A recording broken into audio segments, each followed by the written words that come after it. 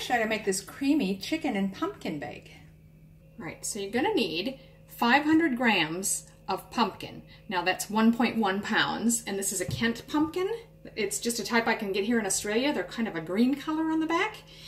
If you haven't got that where you live, you can use any kind of pumpkin or squash, really a winter squash, that you like. It's just here in Australia, these are kind of lower in carbs than most other kinds, but you could use a butternut pumpkin or butternut squash. You could use an acorn squash, whatever you've got near you, that's fine.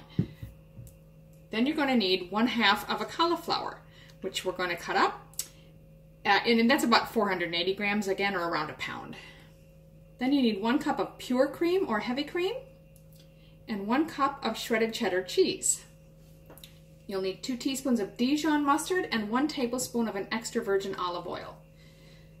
2 rashers or 2 slices of American style streaky bacon. Trim it and chop it up so it's ready to fry. 2 tablespoons of parmesan cheese, the grated kind in the tub like that. And 2 tablespoons of fresh chives if you got them. These are garlic chives out of my garden.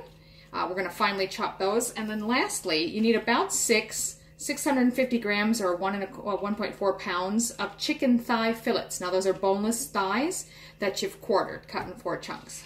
Now the original recipe also called for 1/2 cup of fresh breadcrumbs. Of course I'm omitting that because I want to keep it as low carb as possible. But even if you added that, this would only be about 11 carbs per serve. So it's up to you. You can add it, or you can use, say, a low-carb bread as a substitute, or something else that makes you happy. But I'm just going to omit the breadcrumbs. First step is to preheat the oven. 425 Fahrenheit, which is around 220 Celsius. If you have a fan-forced oven like I do, then you're going to want to go about 400 Fahrenheit or around 200 Celsius. So we're going to remove the seeds from our pumpkin, and then we're going to peel it and chop it in 4-centimeter chunks. That's maybe about 1.5 inch size chunks.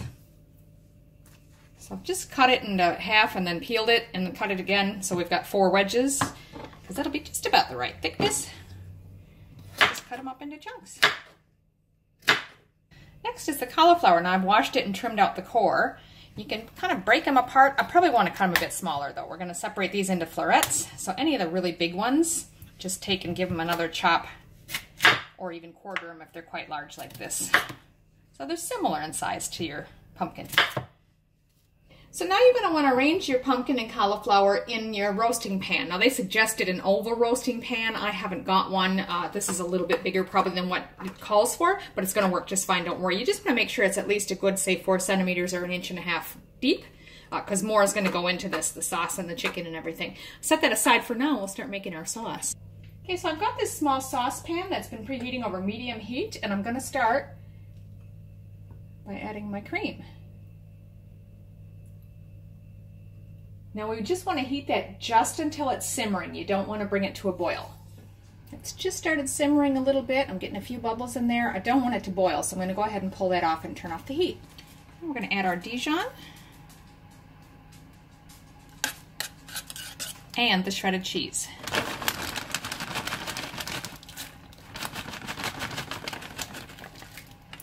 And stir that in until it melts. So I've switched to the whisk. That just made it a little bit easier. You might still have little bits of cheese here and there, but by and large it melted in pretty nicely. That'll work just fine. So we're going to pour this over our vegetables.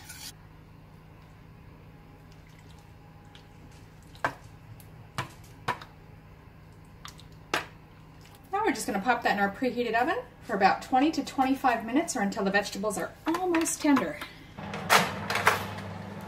Meanwhile, I've got a large skillet heating over medium-high heat. I'm just going to add a teaspoon of oil.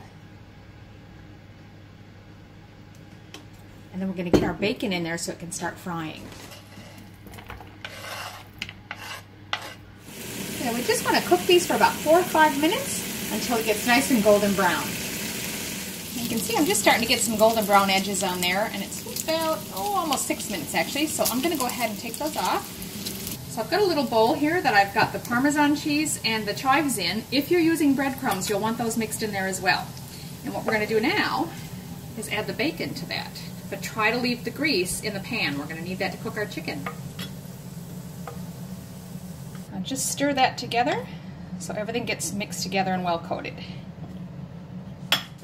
Set that aside. And now we're going to use that bacon grease in the pan to start frying our chicken. Now, if you don't have a lot of bacon grease in your pan, you can add the other 2 teaspoons of the oil. I've got quite a bit of bacon grease in there, so I'm just going to go ahead and add my chicken. Spread it all out so you've got each piece laying as flat as you can. We're going to want to cook it about 2 minutes on each side just to brown them. They're not going to fully cook at this stage. So these are all browned pretty well. I'm going to go ahead and turn these off, and the veggies will be done in just a sec. I'm just going to pull my veggies out but leave the oven on. So now we're just going to take our chicken chunks and add them into our casserole dish here with the veggies. We're going to stir to mix everything up anyway, so it really doesn't make a lot of difference where you put everything at this time. So I'm just going to use the tongs to sort of push them down in there and just rearrange everything a little bit. And you want to stir your chicken in a little bit so it gets a little of that cheese sauce coating on it as well. Use a spoon, whatever's easiest. So once you've got it stirred up, just sort of level everything out again so it's, and make sure you haven't got too much of any one thing. So it's all nice and mixed up. Last step is to take that bacon and parmesan and breadcrumb if you used it and just give that a nice sprinkle over the top. We're going to pop that back in the oven now for about another 10 minutes or until the chicken is cooked through and the topping is golden. That's been another 10 minutes. And doesn't that look really good? So there you have it, a creamy chicken and pumpkin bake. And this is really tasty. I do hope you give it a try.